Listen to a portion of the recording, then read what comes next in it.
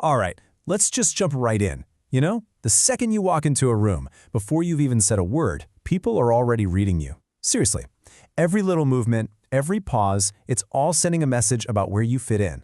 So, in this explainer, we're going to break down 10 of the most common behaviors that might be instantly, and I mean instantly, lowering your status without you even realizing it. And what's so wild about this whole idea is that it's completely counterintuitive. It's not about being the loudest person in the room, right? It's not about aggression. The whole framework here suggests that real power, the kind that actually sticks around, comes from commanding respect. So, that's the million-dollar question, isn't it? If it's not about dominating people, then what is it about? Well, it turns out the respect is usually lost in these tiny, almost invisible ways, these little behaviors that most of us do completely on autopilot. And that's what we're talking about here, this unseen language of status. To make it all make sense, we're going to group these behaviors into 3 core pillars. Think of them as restraint, certainty, and scarcity. We're going to look at how what you don't do, how you carry yourself, and even how available you are can totally flip the script on how people see you. All right, first up, pillar number 1, the power of restraint. Now, this is all about the power of, doing less, but doing it with incredible intention. See, high status isn't about adding more noise or more action. It's about strategically taking things away. Okay, this first behavior is such a classic. Over-explaining. Think about it. When someone challenges you, what's your gut reaction? For most of us, it's to justify, to clarify, to make sure they get it. But that very impulse, it screams that you're looking for their approval. And the moment you're seeking approval, boom, you've just handed over all the power. And this quote just nails it, doesn't it? True authority doesn't have to explain itself. It just is. The very act of jumping to defend your position suggests that your position is shaky enough to need defending. It's a total giveaway. So, what's the play when someone tries to provoke you, right? Most people, they take the bait. They react emotionally. But the high-status response? It's pure, calculated discipline. First, you just pause. You let that awkward silence do all the work for you. You stay cool, calm, and collected. A non-reaction doesn't just diffuse the situation, it completely flips the power dynamic on its head. Oh, I absolutely love this quote. It frames it perfectly. Think of your composure as currency, like cash.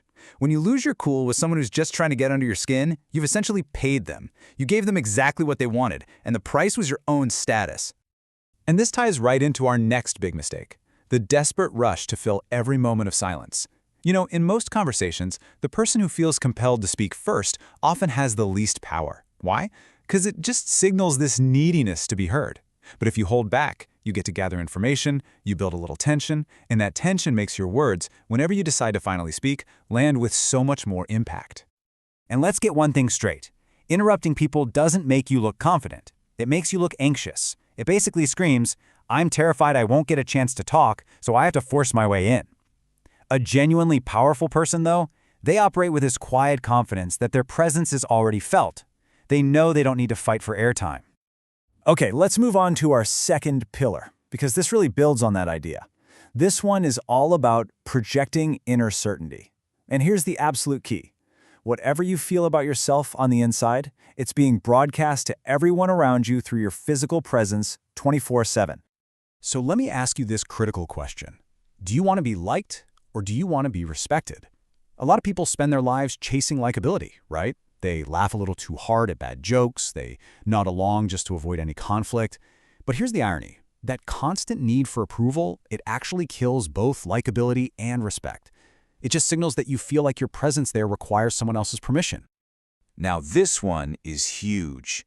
When you let your emotions just run wild in public, and I'm talking about anything from anger to frustration to even being overly enthusiastic, you are literally handing people a blueprint for how to control you.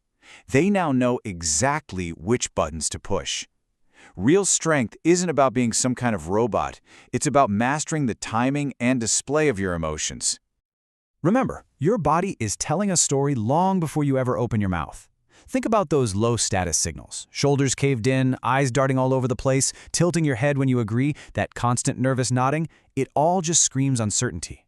But high-status body language? It's calm, it's still. A level chin, a steady gaze, and slow, deliberate movements. Seriously, the less you fidget, the more the room will start to mirror your composure. And this idea even extends to where you physically stand in a room. I mean, come on, claim your space. Don't hug the walls or hover by the exit. That just subtly tells everyone you don't think you belong in the center of things. High-status people aren't necessarily loud, they're centered. They literally anchor the room just with their presence. All right, time for our third and final pillar, managing your scarcity. This is such a powerful principle, not just in economics, but socially too. The logic is dead simple. When something is common, its value goes down. When it's rare, its value goes up. And believe it or not, the exact same thing applies to you. You know, we live in this culture that's constantly confusing oversharing with being authentic. But spilling all your deepest fears and insecurities isn't authenticity. It's what the source material calls emotional leakage. You're not being real, you're just giving away your leverage. Protecting a little bit of your mystery makes you far less predictable and way harder for people to manipulate. And here's the kind of Machiavellian thinking behind that. Your inner world, all your hopes, your fears, your big plans, that is a source of leverage. The less people know about what's going on inside your head, the more control you have over your own story and ultimately how they see you. So how does this actually play out? Well, it's pretty straightforward. If you're always the one replying instantly, if you're always available, always there, you just become common. You become an expectation, not an event. The goal is to be seen intentionally. Make your absence felt sometimes, and I promise your presence will become that much more powerful. So let's pull all this together. What's the big takeaway here? When you combine these three pillars, restraint, inner certainty, and scarcity, you start to get a radically different picture of what it really means to have influence. Because at the end of the day, here's the core message. Power is discipline, not dominance. It's not about doing more, talking more, or being more aggressive. It's about doing less, but with absolute intention.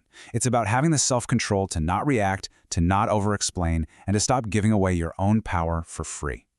And that really just leaves us with one final powerful question for you to think about. Now that you've seen all these behaviors laid out, what is one thing, just one, that you can consciously decide to stop doing starting today to begin reclaiming your status?